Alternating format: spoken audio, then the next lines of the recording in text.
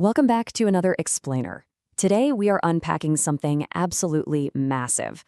We're looking at one of the most fascinating transformations in human history, the literal architect's blueprint of how the United States built its global empire. We're going to take a completely objective, structured look at exactly how a struggling, isolated nation engineered its way to unmatched dominance on the world stage. Okay, let's dive right into this. It's so easy to look at the world today and just assume the United States has always been this center of gravity. But roll the clock back to the late 1700s, and you see a vastly different picture. You see 13 newly independent colonies completely drowning in debt, lacking a unified currency, and barely even registering on the radar of massive global empires like Britain, France, and Spain. So the central mystery we are solving today is this. How exactly did that poor, debt-ridden ex-colony transform into the ultimate global superpower? To figure that out, we're going to use this blueprint to guide us. First, we'll look at the foundation. Then, the arsenal of democracy. Third, dollarizing the world. Fourth, the Cold War chessboard. And finally, the modern system. All right, let's kick things off with Section 1, the foundation, geographic beginnings. Let's move to the timeline and see how this actually builds. In 1789, the brand new nation was, financially paralyzed. Alexander Hamilton, the first Treasury Secretary, recognized that a nation that can't manage its debt is always going to remain poor, period. So the federal government assumed all the states' debts, created a central bank, and standardized the currency. This instantly built international trust. Once the finances were stable, they expanded the map. In 1803, taking advantage of a totally cash-strapped France that was busy fighting in Europe, the U.S. bought the Louisiana Territory for $15 million. That works out to roughly 4 cents an acre, literally doubling the size of the country overnight and securing vital trade ports. Fast forward a bit to 1898, the Spanish-American War. The U.S. easily defeated the Spanish Empire, acquiring Puerto Rico, Guam, and the Philippines, and really stepping out of its isolation to become a true global player. But hey, land alone doesn't make a superpower, right? You need industry. Following the War of 1812, Britain tried to dump cheap manufactured goods into the American market to stifle their growth. The U.S. responded by throwing up a massive protective tariff system. They slapped heavy taxes on foreign goods to shield their own factories. This allowed domestic production to just skyrocket without relying on foreign powers. Titans of industry emerged: Carnegie in steel, Rockefeller in oil, J.P. Morgan in finance. They laid the groundwork for a massive, fiercely independent domestic powerhouse. Moving right along to Section 2, Arsenal of Democracy, Fueling Global Wars. The economic strategy here was remarkably calculated and highly effective. Step 1, when war broke out in Europe in 1914 and again in 1939, the U.S. initially stayed geographically neutral. They kept the actual fighting far away from their own soil. Step 2, they ramped up their factory production to double speed. Step 3, they sold immense quantities of weapons, vehicles, and supplies to the warring nations. They essentially realized that fighting wars drains your economy, but supplying wars, that fuels it. And this brilliantly illustrates the outcome of that strategy by the end of World War II. The contrast was just stark. In 1945, Europe and Asia were utterly devastated.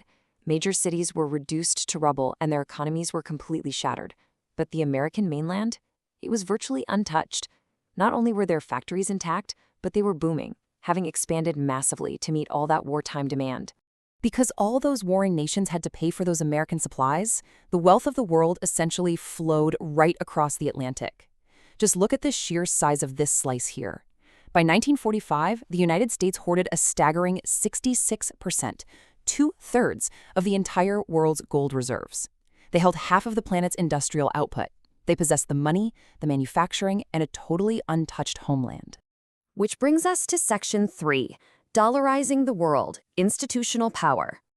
In 1944, before the war was even officially over, the U.S. gathered delegates from 44 nations in a small, quiet town called Bretton Woods, New Hampshire. Kind of an unassuming place to design the entire post-war world, right? Well, there they established the International Monetary Fund to manage global loans, and the World Bank to fund the rebuilding of devastated countries. Shortly after, the United Nations was formed in San Francisco to manage international law. And the key takeaway here?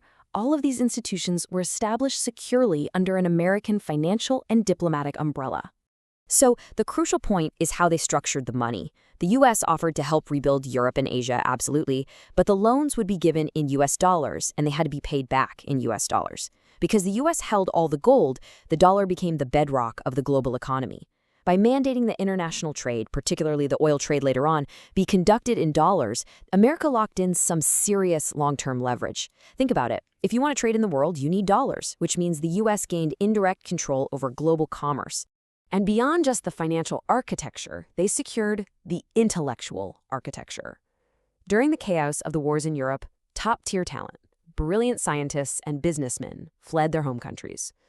The U.S. absorbed this incredible wave of immigration, including minds like Albert Einstein and Lise Meitner. Strategically acquiring the world's best scientific minds practically handed the U.S. a monopoly on advanced technology, culminating in the Manhattan Project and the atomic bomb, totally cementing their absolute military supremacy. Now for Section 4, the Cold War chessboard, containing communism. Now, the Soviet Union had its own massive army and its own ideology it wanted to spread. To counter this, the U.S. adopted a defining strategy known as containment. The idea was simple but incredibly demanding: stop the spread of Soviet communism absolutely everywhere on the globe. This single policy essentially justified constant, everywhere at once global intervention. To execute this containment strategy on the global chessboard, the U.S. used every tool available. They formed NATO in 1949, which was a military alliance to literally bind the defense of Western Europe to the U.S. They stationed American troops permanently in places like Germany, Japan, and South Korea. They heavily utilized covert interventions, supplying arms to rebel groups in Afghanistan and Nicaragua. They even engineered the installation of sympathetic leaders in places like Iran. The goal was always exactly the same: ensure strategic regions remained aligned with Washington, not Moscow. And finally, Section 5, the modern system, permanent architecture. Now, what's really interesting about this is that when the Soviet Union finally collapsed in 1991, the Cold War ended. But the massive military and economic machine the U.S. had built, it didn't shrink back down. Consider the sheer unprecedented scale of that permanent footprint today. The United States currently maintains over 800 foreign military bases scattered across the globe. From major installations in Europe and the Pacific to smaller outposts in the Middle East and Africa, no empire in human history has ever maintained a military presence of this size entirely outside its own borders. No way. And to maintain those 800-plus bases, the financial commitment is just staggering. The United States accounts for roughly 37% of the entire globe's military spending. That is more than the next several countries combined. By funding this permanent security network, the U.S. ensures it can project force literally anywhere on Earth, practically being able to reach any conflict zone in about 30 minutes. It's a system designed from the ground up to keep the homeland totally secure by ensuring that if a war is fought, it's fought far, far away from American shores. So from a struggling, debt-ridden set of colonies to the undisputed architect of the modern global system, it's an incredible story of geography, industrial might, financial leverage, and strategic positioning. But as we look at the world today, with rising competitors rapidly developing their own technology and economies, and shifting alliances across the globe, we have to ask, can this meticulously built, century-old architecture of power actually hold its ground in the future? It's a highly complex chessboard out there, and I hope this explainer has given you the blueprint to really understand the moves being made. Keep learning, keep questioning, and I'll see you in the next explainer.